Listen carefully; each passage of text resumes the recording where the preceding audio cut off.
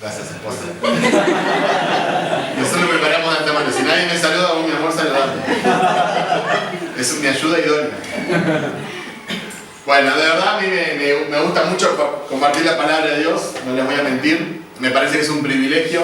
Entonces me gozo tener este espacio, ¿no? De poder juntos profundizar en la palabra de Dios. ¿Sí? Hoy me toca a mí estar adelante, pero es un trabajo que hacemos entre todos, ¿verdad?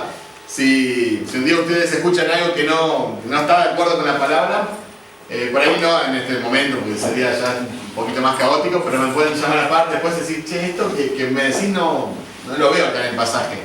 Entonces de esa forma nosotros estamos todos sometidos a la palabra de Dios y no a la opinión de una persona, ¿sí? Porque lo que nosotros, a quien queremos exaltar es a Dios, y quien va a cambiar nuestra vida es su palabra. ¿Amén? Entonces, estamos estudiando el libro de Hechos y cada domingo tratamos de hacer un capítulo. Entonces, en el día de hoy nos toca Hechos 12. Así que si tenés Biblia, puedes ir a Hechos 12, y si no tenés Biblia, te podemos prestar una. ¿Conocen esta frase crónica de una muerte anunciada? Un libro. Es un libro. Sí. ¿Conocen? Los brasileños, capaz que no tanto, ¿no? Gabriel García Márquez. Muy bien. ¿Qué tal? ¿Estudiaste? Esposa.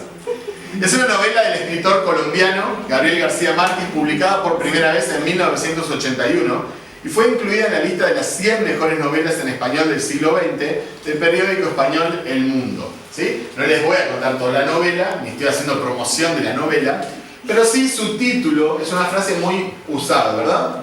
Lo usamos de todo, ¿verdad? Desde, no sé, cuando la selección de fútbol no le va bien, crónica de una muerte anunciada.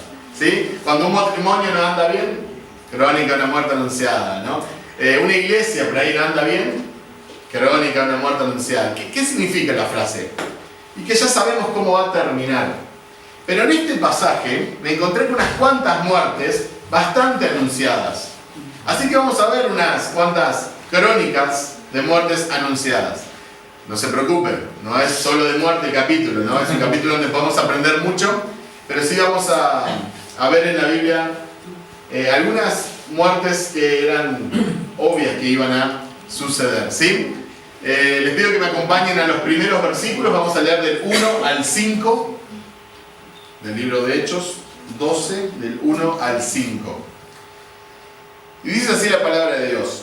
En aquel mismo tiempo, el rey Herodes echó mano a algunos de la iglesia para maltratarles, y mató a espada a Jacobo, hermano de Juan, y viendo que esto había agradado a los judíos, procedió a prender también a Pedro.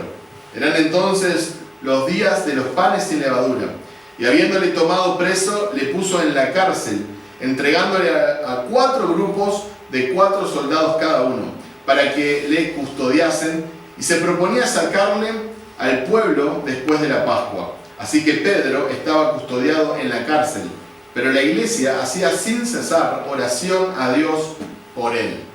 Vamos a enfocarnos en esta primera parte, luego vamos a continuar en el capítulo. Pero de entrada, si una persona empieza a leer el capítulo 12, se puede deprimir, porque lo primero que dice es que un tal Herodes, que ahora vamos a ver quién es, empezó a maltratar a la iglesia y mató a uno de los apóstoles. Si no supieran lo que viene antes o lo que viene después, parece un capítulo bastante negativo. Nosotros en los últimos domingos estuvimos hablando, ¿se acuerdan que Cornelio se convirtió, y él y su casa y muchas personas vinieron a Cristo y recibieron el Espíritu Santo y la iglesia estaba creciendo?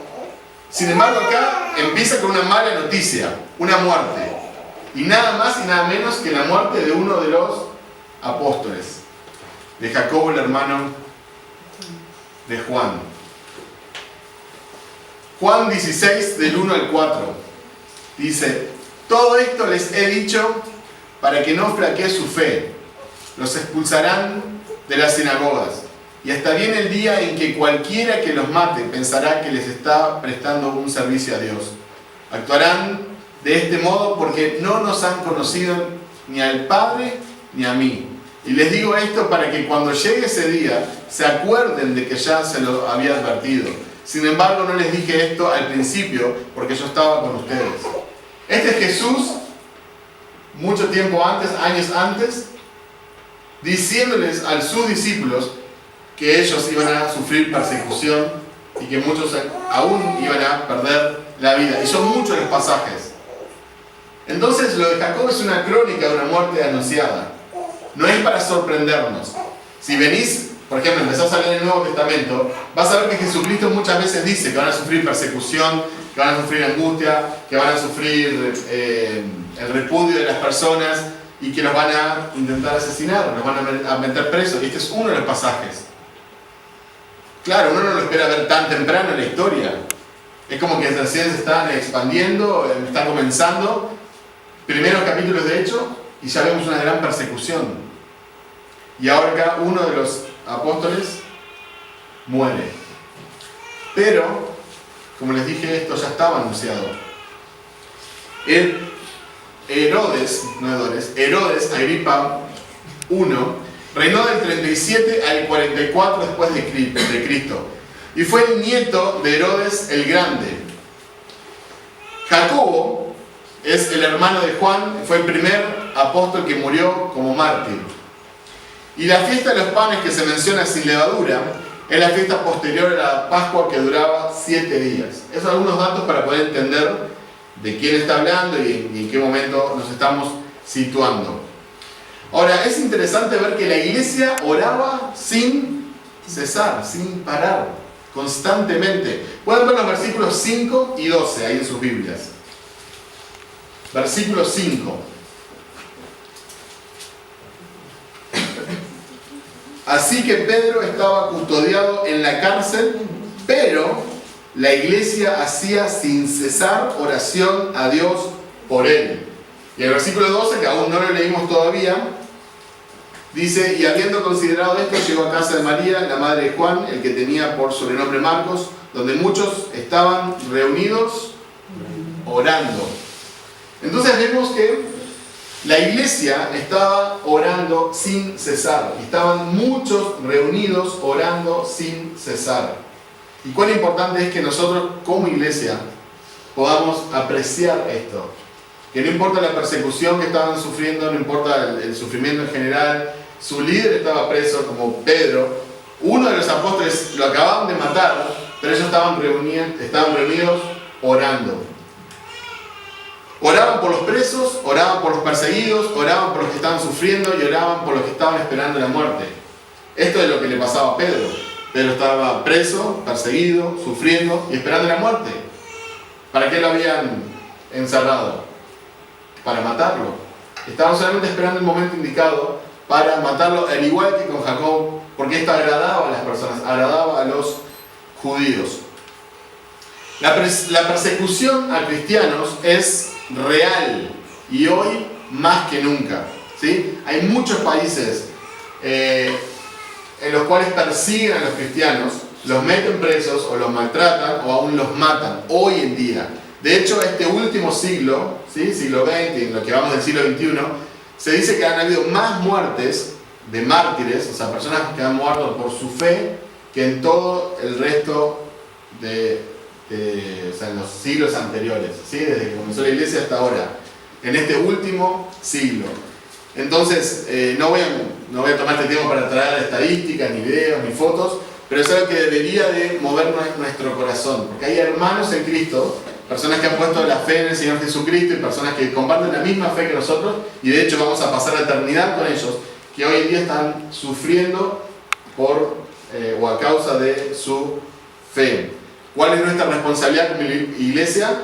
Orar por ellos, ¿sí? Debemos de orar por ellos, así como si nosotros estuviéramos en esa circunstancia, nos gustaría que oraran por nosotros. Y les voy a contar una anécdota, una historia, ¿no? No es algo gracioso, pero es algo personal. Un día nos invitaron a mi esposa y a mí a un congreso en Argentina. Teníamos que compartir una clase. Y en ese congreso nos estamos hospedando en la casa de una familia. Y cuando de mañana antes de salir chequeé los emails, el internet, Me habían mandado una noticia, ¿no? De, cristianos en Irán, los pusieron presos y todo. Y yo, que oro por misiones, que oro por la iglesia perseguida, que estoy enterado, pero en ese momento fue como, andá a saber si es verdad, como tanto mail, tanta cosa, uno recibe tanta cosa, esto no debe ser verdad. Y me acuerdo que lo eliminé.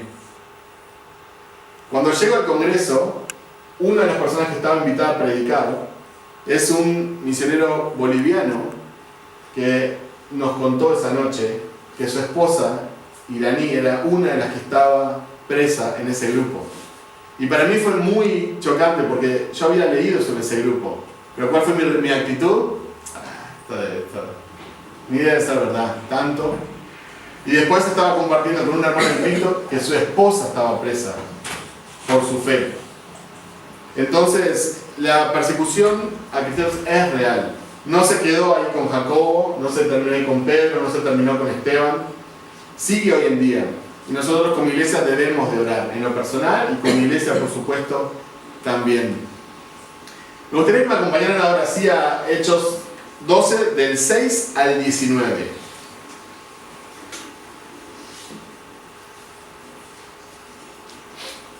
Y dice así la palabra de Dios. Y cuando Herodes le iba a sacar aquella misma noche, estaba Pedro durmiendo entre dos soldados, sujeto con dos cadenas, y los guardas delante de la puerta custodiaban la cárcel. Y he aquí que se presentó un ángel del Señor, y una luz resplandeció en la cárcel. Y tocando a Pedro en el costado, le despertó diciendo, levántate pronto. Y las cadenas se le cayeron de las manos. Y le dijo el ángel, cíñete y átate las sandalias. Y lo hizo así. Y le dijo, envuélvete en tu manto y sígueme. Y saliendo le seguía, pero no sabía que era verdad lo que hacía el ángel, sino que pensaba que veía una visión. Habiendo pasado la primera y la segunda guardia, llegaron a la puerta de hierro que daba a la ciudad, la cual se les abrió por sí misma.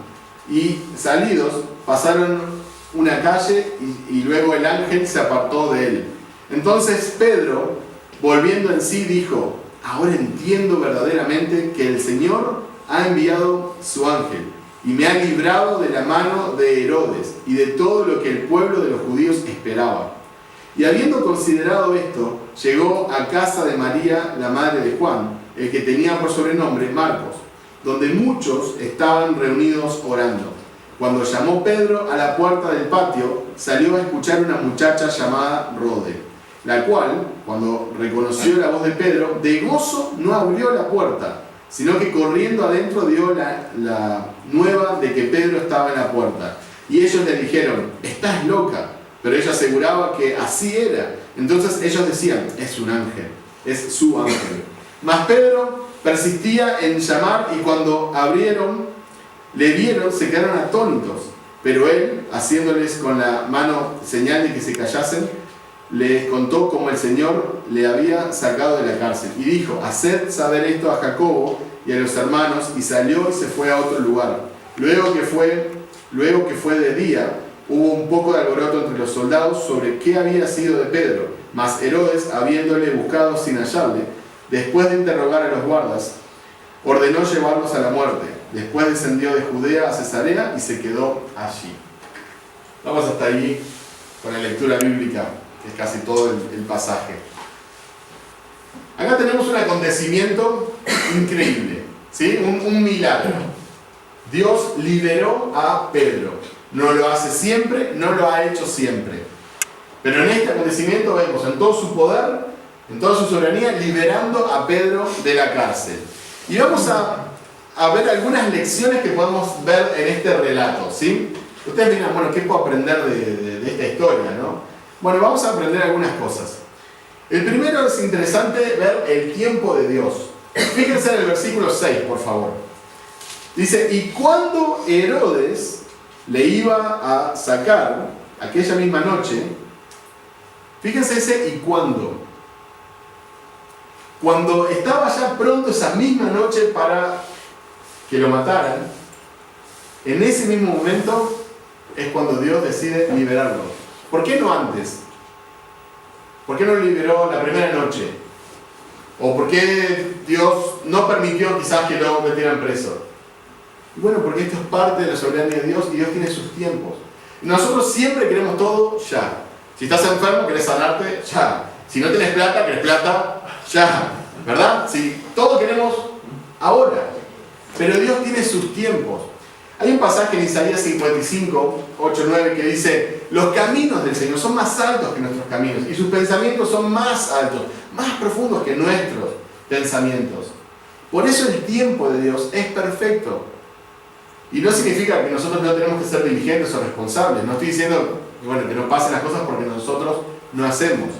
Pero hay cosas donde Dios quiere cobrar y tenemos que descansar en Él y descansar en sus tiempos. En el momento exacto, Dios lo rescató. ¿Qué hubiera pasado si esta iglesia se hubiera desanimado y no hubiera orado más? Ya pasó un día, 2 días, ya está, lo van a matar. Ni a Jacob, lo mataron. A Pedro, más no, no oramos más. Nosotros quizás nos hubiéramos desanimado, pero Dios tiene sus tiempos. Cuando la iglesia ora, Dios obra. Versículo 7. Y aquí se presentó un ángel del Señor y una luz resplandeció en la cárcel, tocando a Pedro en el costado, le despertó diciendo: levántate pronto, y las cadenas se le cayeron de las manos. Imagínense ese momento. Pedro estaba atado, estaba esposado a 2 guardias. ¿Sí? Un guardia estaba esposado de un lado y un guardia estaba esposado del otro. Y hacían turnos para estar despiertos. Y había otras guardias más. Pero la iglesia estaba orando. ¿Y qué pasó con esas cadenas? Se cayeron. Es algo sobrenatural, algo que Dios hizo, un milagro, pero ese es el poder de Dios. Ahora, cuando nosotros oramos, en este caso por la iglesia perseguida, cuando oramos por una persona que está enferma, ¿tenemos esa fe de que Dios va a obrar? Vamos a ver ahora si ellos tenían esa fe. Pero cuando una iglesia ora, Dios obra. Entonces nosotros tenemos que orar y tenemos que pedirle a Dios. Si bien Dios sabe todas las cosas, Él nos ha mandado a orar sin cesar. Es interesante que Pedro en el momento no entendía lo que estaba pasando. En el versículo 9, él dice, ¿no? Y saliendo le seguía, pero no sabía que era verdad lo que hacía el ángel, sino que pensaba que era una visión. Entonces Pedro no entendía en el momento lo que estaba pasando. Él, claro, recién se acaba de despertar. No sabía si estaba soñando, si era una visión, si era un ángel. El tipo estaba así caminando medio sonámbulo. Versículo 11. Entonces Pedro, volviendo en sí, dijo: ahora entiendo verdaderamente que el Señor ha enviado su ángel y me ha librado de la mano de Herodes y de todo lo que el pueblo de los judíos esperaba. Entonces, en un momento, él entendió lo que Dios estaba haciendo. Hay veces que nosotros no nos damos cuenta de lo que Dios está haciendo. En este momento era algo puntual, ¿no? Bueno, algo sobrenatural, el ángel lo estaba liberando. Pero nosotros muchas veces también, cuando Dios está obrando en nuestra vida y está haciendo algo, nosotros no nos damos cuenta. Porque nosotros estamos siempre enfocados en las circunstancias. Entonces vemos acá cortito, ¿no? Pero no vemos lo que Dios está haciendo. Así como Pedro no se daba cuenta de lo que Dios estaba haciendo, que lo estaba liberando hasta cierto momento. En el versículo 10, también 13, 14, vemos algo muy interesante en este pasaje. Se abren casi todas las puertas. Vamos a leer primero el versículo 10. ¿Quién lo puede leer, por favor? Habiendo pasado la primera y la segunda guardia, llegaron a la puerta de hierro que daba a la ciudad, la cual se les abrió por sí misma. Y salido pasaron una calle y luego el ángel se apartó de él. Muchas gracias. Fíjense, primero se le cayeron las esposas, ¿verdad? Él estaba esposado a los soldados romanos. Se caen las esposas. El ángel, lo despierta, lo lleva. Pasa una guardia de 4 personas. Pasa una segunda guardia de 4 personas. Milagrosamente no se dan cuenta. Y llegan a una puerta de hierro bien grande que ya daba a la ciudad. Y la puerta se abre sola. Entonces las cadenas caen, los guardias no ven, la puerta se abre y va todo bien hacia la liberación. Fíjense versículos 13 y 14 ahora. Cuando llamó Pedro a la puerta del patio, ¿a qué puerta está llamando? A la puerta de la iglesia. En una casa donde estaban reunidos. Cuando llega a la puerta de la iglesia, tiene que golpear. ¿Por qué la puerta no se abrió sola? No quiero hacer toda una doctrina de esto, no es para hacer algo también, no quiero sobre espiritualizar esto. Pero me llama la atención. La puerta de la cárcel se abre. Una puerta de hierro grande. Las cadenas caen. Y cuando llega a la puerta de la iglesia donde la gente está hablando por él, no se abre la puerta, ¿verdad? Versículo 14. La cual, cuando reconoció la voz de Pedro, de gozo no abrió la puerta, sino que corriendo adentro dio la nueva de que Pedro estaba a la puerta. Entonces vino una hermana, Rode, escuchó a Pedro, se emocionó tanto que se fue corriendo y Pedro afuera. Es interesante, ¿no? Que se abren todas las puertas y la puerta de la iglesia permanece cerrada. Como dije, no voy a hacer no quiero sobre espiritualizar el pasaje, ¿no? Pero a veces nosotros somos así. Hay personas que se le han cerrado muchas puertas, pero luego después Dios en su misericordia lo saca de la cárcel, lo saca de las adicciones, lo saca de un estilo de vida moral, y a veces nosotros como iglesia le cerramos la puerta.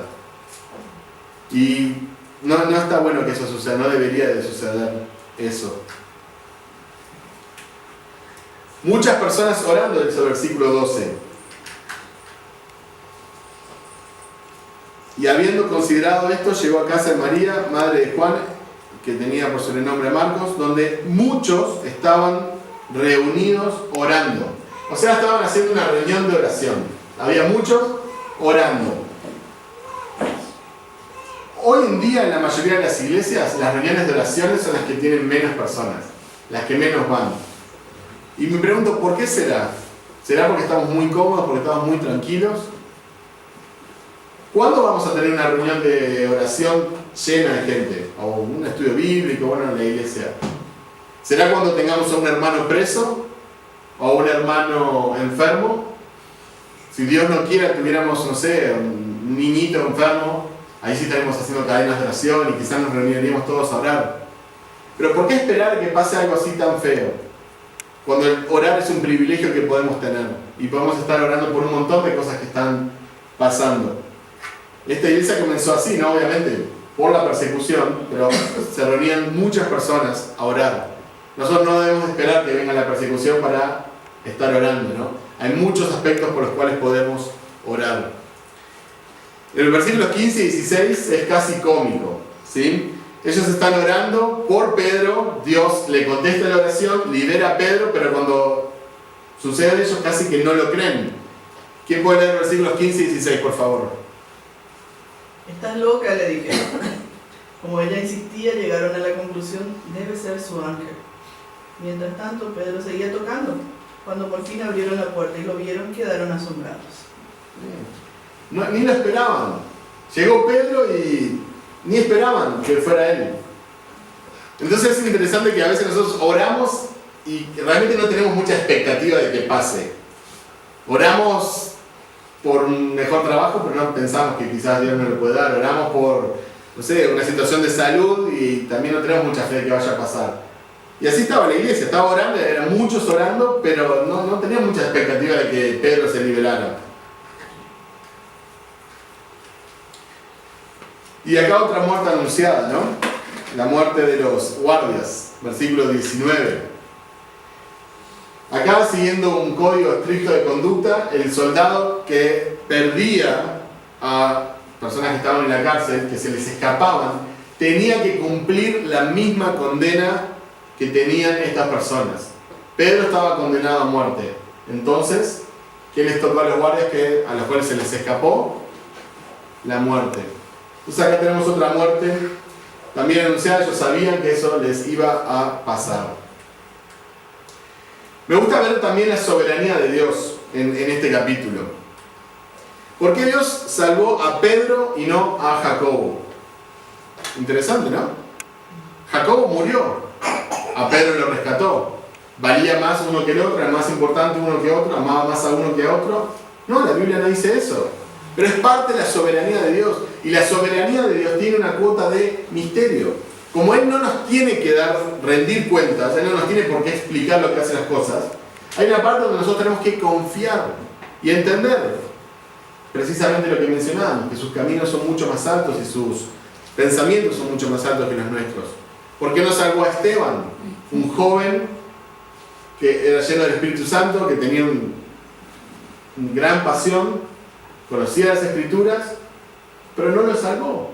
A Pedro sí. ¿Por qué todos los apóstoles fueron asesinados y Juan no? Todos murieron como mártires, hasta el apóstol Pablo. Juan no. ¿Por qué? Porque muchos cristianos sufren por su fe hoy en día. Mi esposa, que es mexicana, viene de Tabasco. En el estado de al lado, Chiapas, a los cristianos les prenden fuego las casas, les prenden fuego las iglesias, los lastiman, hay una gran violencia. Y está solamente a unas pocas horas de donde vive mi esposa. Y es acá en Latinoamérica. Porque muchos cristianos sufren hoy en día. Pero eso también es parte de la soberanía de Dios. Porque algunos están tan tranquilos y tan, parece, bendecidos, y otros están pasando persecución. Pero nosotros debemos de confiar en la soberanía de Dios. Primera Pedro 4, del 12 al 14, nos habla un poco de este sufrimiento. ¿Quién lo puede leer, por favor? Queridos hermanos, no se extrañen del fuego de la prueba que están soportando, como si fuera algo insólito. Al contrario, alégrense de tener parte en los sufrimientos de Cristo, para que también sea inmensa su alegría cuando se revele la gloria de Cristo. Dichosos ustedes si los insultan por causa del nombre de Cristo, porque el glorioso Espíritu de Dios reposa sobre ustedes. Muchas gracias. ¿Quién está escribiendo esta carta? Pedro. Pedro que estuvo preso, Pedro que fue azotado, Pedro que enfrentó a la muerte. Y él está diciendo esto, ¿no? Queridos hermanos, no se extrañen de pasar por pruebas. No se extrañen, no es algo anormal.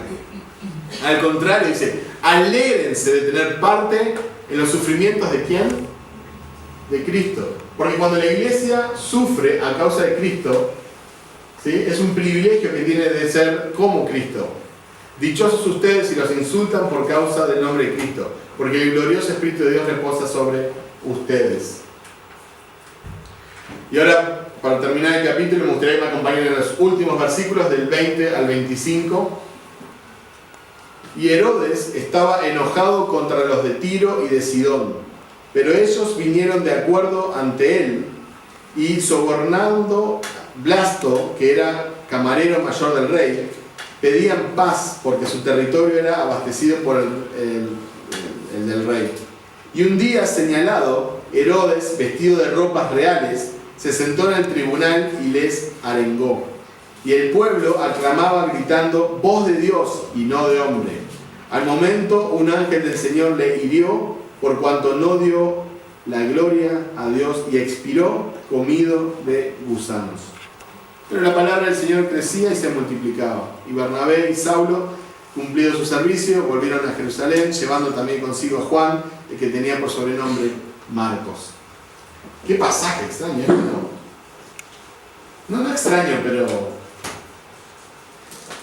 otra muerte. Y otra muerte bastante anunciada. Algunas lecciones que podemos sacar de estos pocos versículos. Blasto era el tesorero y mediador del rey, ¿sí? Era el que estaba mediando con los representantes de Tiro y Sidón, dos ciudades portuarias con las cuales había un conflicto. Versículo 21 nos habla de una fiesta que era en honor a Claudio, era el emperador, era el jefe de Herodes. El pueblo le dio el lugar de Dios, versículo 22. ¿Quién puede leer el 22, por favor? Y el pueblo aclamaba gritando, voz de Dios y no de hombre. El pueblo le dio el lugar de Dios a Herodes, ¿sí? Está hablando Dios, esa voz de Dios, no de hombre. Y ahora vamos a ver qué pasó con Herodes. ¿Qué pasó? Murió por no darle la gloria a Dios. Versículo 23. Al momento un ángel del Señor le hirió por cuanto no dio la gloria a Dios y expiró comido de gusanos. Cuenta el historiador Flavio Josefo, que fue un historiador no cristiano, pero muy respetado en la época, un muy buen historiador, judío. Él cuenta que Herodes estuvo 5 días agonizando con un gran dolor, un dolor muy fuerte, y luego murió. ¿Sí? Acá no nos da los tiempos, pero eso nos cuenta un historiador, no es la palabra de Dios, no lo vamos a afirmar al 100%, pero sí la palabra de Dios dice que el ángel lo hirió y luego murió. ¿Por qué? ¿Cuál fue la razón? No darle la gloria a Dios. Ahora, leyendo esto, nos debería dar miedo, porque ¿cuántas veces nosotros no le damos la gloria a Dios? ¿Cuántas veces nosotros tomamos el lugar de Dios? ¿O cuántas veces nosotros le damos la gloria que es de Dios a cualquier otra persona? Versículo 24, la palabra de Dios crecía y se multiplicaba. Me fue muy interesante también cuando estudiaba y preparaba tener estos dos versículos juntos. En el 23, no le dio la gloria a Dios y bueno, murió comido por gusano. Pero la palabra de Dios seguía creciendo. Bueno, es como que Lucas que está escribiendo se queda tranquilo, ¿no? Pero bueno, la palabra de Dios seguía creciendo. Pero es así, Dios es soberano y nadie va a frustrar sus planes. Esta persona fue una persona mala, una persona malvada que le hizo mucho mal a la iglesia y en un momento Dios le puso punto final. Y Dios hace eso. Hay muchas personas que a veces también Dios les pone el punto final. Obviamente nosotros no tenemos una explicación hoy en día, pero Dios sigue obrando. Me gustaría que me acompañaran a Romanos 1, 20 al 21, ahí en sus Biblias. Porque esto es lo que pasa hoy en día cuando las personas no le dan la gloria a Dios. Romanos 1, 20 al 21. ¿Lo tienen? ¿Quién lo puede leer, por favor? Porque lo invisible de Dios, es decir, su eterno poder y su naturaleza divina, se hacen claramente visibles desde la creación del mundo y pueden comprenderse por medio de las cosas hechas, de modo que no tienen excusa. Excelente. Pues a pesar de haber conocido a Dios, no lo glorificaron como a Dios, ni le dieron gracias, sino que se envanecieron en sus razonamientos y su necio corazón se llenó de impiedad. Muy bien. Lo dice, profesando ser sabios se hicieron necios. Y eso es lo que pasa hoy en día. Si leemos todo el capítulo vamos a ver que Dios entrega a esas personas a sus propias pasiones y los deja hacer. Ese es el juicio de Dios. Vos querés adorar cualquier cosa creada en lugar de Dios, no quieres darle honra a Dios, no quieres darle gracias a Dios, sabiendo muy en lo profundo de tu corazón que existe un Dios. Bueno, entonces ese es el juicio de Dios. Te dejo hacer. ¿Eso es lo que querés? Bárbaro, hacelo. Y entrega a las personas a esa condición donde los deja hacerse dioses a su imagen y semejanza y luego obviamente sufren las consecuencias. Para ir terminando el pasaje acá en el Antiguo Testamento, en Isaías, que me encanta y explica por qué Dios fue tan severo con un Herodes que no le dio la gloria. ¿Quién lo puede leer, por favor? Por amor mío, lo haré, porque ¿cómo podría ser profanado mi nombre? Mi gloria, pues, no la daré a otro. Excelente. Ese es el mismo Dios del Antiguo Testamento, del Nuevo Testamento, ¿no? Él dice, por amor mío, es por mi nombre. Entonces me gustaría que podamos meditar en esto que vimos hoy. Vimos una iglesia que ora en medio de la persecución. Vimos 2 muertes, más allá de los guardias, muy anunciadas. Una persona que murió por su fe en Cristo, que fue Jacobo, y otra persona que murió por no darle la gloria a Dios. Jacobo murió dándole la gloria a Dios. Hubiera sido más fácil simplemente no predicar el Evangelio y seguir con vida. Pero él vivía para la gloria de Dios. Y tenemos después a Herodes, que se creyó ser Dios o aceptó esa proclamación de las personas. Y así le fue y murió. Entonces nosotros, ¿vivimos para la gloria de Dios o vivimos para nuestra propia gloria? Creo que esa es la pregunta más importante que sale de este capítulo, ¿sí? Y espero que más allá de las circunstancias nosotros siempre podamos decidir darle honra y gloria a Dios ser una iglesia de adoración y también interceder por aquellos que sufren, ¿sí? Vamos a tomar un tiempo personal de oración y luego voy a cerrar en oración.